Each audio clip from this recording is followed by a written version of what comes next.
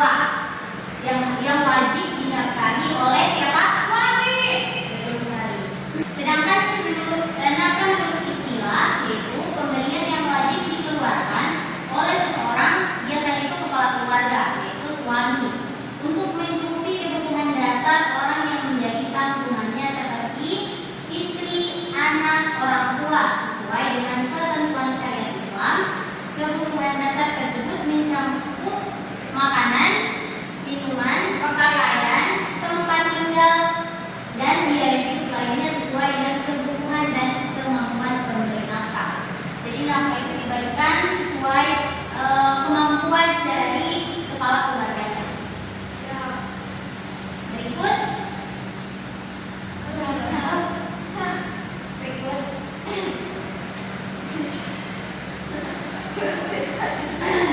Berikut dalil dan hikmah dari nafkah. Terdapat pada Quran surah At-Talaq ayat 7, hendaklah orang yang mampu memberi nafkah menurut kemampuannya, dan orang yang sempit rezekinya hendaklah memberi nafkah dari apa yang Allah berikan kepadanya. Ayat ini menunjukkan bahwa nafkah disesuaikan dengan kemampuan pemberinya. Yang kedua terdapat pada Quran surah Al-Baqarah ayat 233 yang artinya dan kewajiban ayah memberi makan dan pakaian kepada para ibu dengan cara yang ma'ruf. Menjelaskan bahwa ayah memiliki kewajiban untuk memberi nafkah kepada ibu atau istri, anak-anak secara mewujudkan keadilan dan kesejahteraan dalam keluarga, menjaga kelangsungan hidup dan cara warisan rumah tangga, mendidik tanggung jawab sosial bagi anggota keluarga, terutama suami atau ayah. Yang berikut jenis-jenis nafkah. Dari adik-adik sudah ada yang tahu apa saja jenis-jenis nafkah kepada siapa? Nafkah harus diberikan yaitu kepada nafkah kepada istri, anak, dan orang tua atau kerabat. Bu, terlambat. Silakan.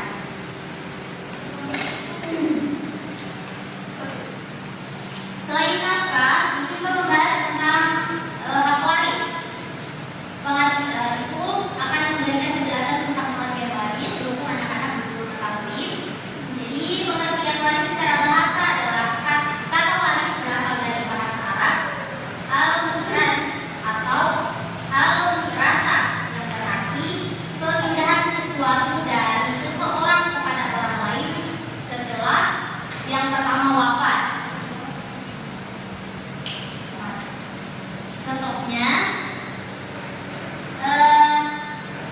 seorang ayah yang memiliki rumah atau tanah, lalu dia wafat, jadi rumah atau tanah itu bisa dia wariskan kepada anak-anaknya nanti.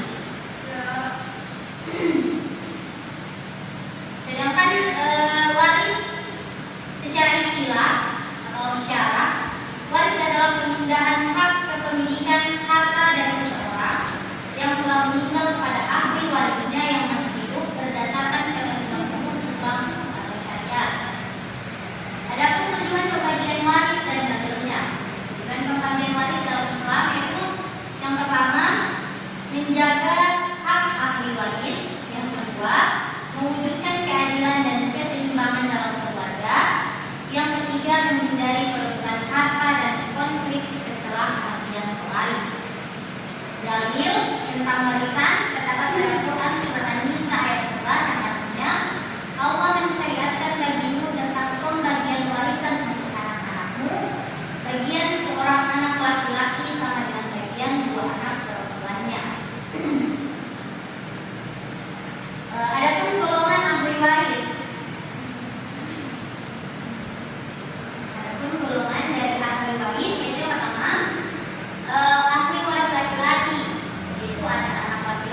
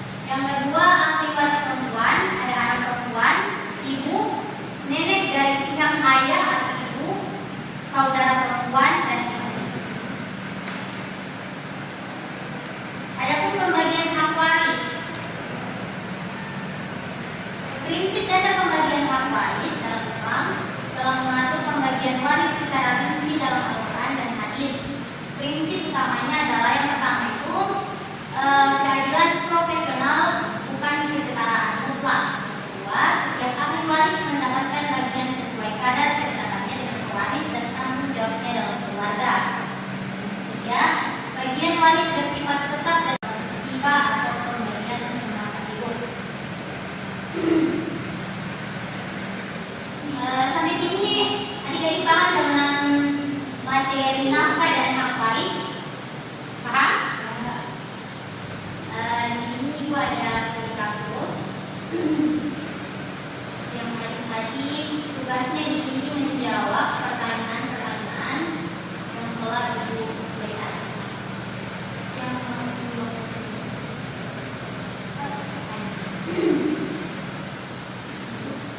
Bisa dikaji setiap orang menyediakan kertas. Bisa.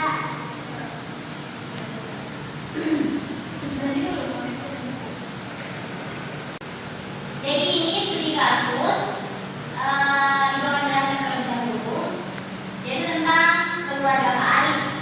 Pak Arif adalah seorang karyawan swasta yang telah menikah dengan Bu Rina dan dikaruniai 2 orang anak, Farhan 17 tahun dan Fadiba 15 tahun. Mereka tinggal di sebuah rumah kontrakan sederhana di wilayah kota. Selama pernikahannya, Pak Arif hanya memberikan nafkah kepada istri dan anak-anaknya sebesar 1 juta per bulan, dengan alasan penghasilannya tidak cukup.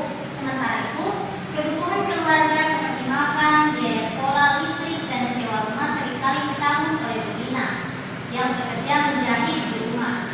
Anak-anak pun sering mengeluh karena uang jajan mereka sangat sedikit. Bahkan kebutuhan sekolah sering telah dibayar. Bu Rina merasa terbebani, tetapi tidak pernah menuntut secara terbuka karena menghormati suaminya. Suatu hari, Pak Arif meninggal dunia secara mendadak. Dia meninggalkan sejumlah harta, yaitu sepeda motor, tabungan 30 juta, warisan dari orang tuanya berupa sebidang tanah yang belum sempat dihibahkan kepada siapapun setelah pemakaman. Keluarga mulai membicarakan warisan namun muncul persoalan. Yang pertama, Bu Rina merasa belum mendapat nafkah yang layak selama hidup Pak Arif dan mempertanyakan apakah boleh mengambil bagian lebih besar dari warisan untuk menutupi tunggakan nafkah. Yang kedua, Farhan dan Fadiba kebingungan karena tidak memahami pembagian waris yang sesuai syariat.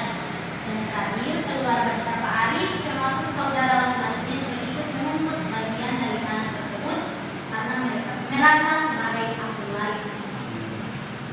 Jadi adik-adik, setelah memahami studi kasus tadi, Ibu harap adik-adik bisa mengisi soal-soal yang sudah Ibu lampirkan di PowerPoint ini. Jadi yang pertama, apakah 1 juta per bulan yang diberikan Pak Arif sudah memenuhi kewajiban nafkah dalam Islam? Yang kedua, bagaimana hukum Islam terhadap suami yang tidak mencukupi kebutuhan istri dan anak-anaknya? Yang ketiga, apakah istri berhak menuntut tunggakan nafkah dari harta warisan? Yang keempat, siapa saja yang berhak mendapatkan warisan dari Pak Arif dan bagaimana cara pembagiannya menurut Islam?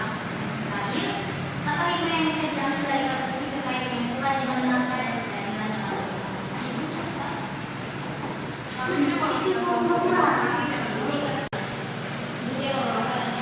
waktunya dari untuk menjawab soal-soal yang sudah diberikan.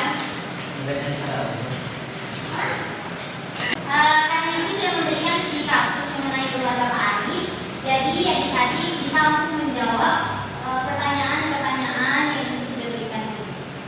Bisa langsung dijawab saja. Bisa? Ya. Ibu-ibu dan bapak-bapak dan teman-teman. Ada yang sudah? Sudah semua? Sudah, Bu. Oke, terima kasih. Jadi jawaban-jawaban ini bisa menjadi nilai kita dalam unit nanti ya. Jadi bisa Ibu kumpul? Bisa, Bu. Terima kasih atas partisipasi dari adik-adik sekalian. Oke, Bu. Sudah jelas?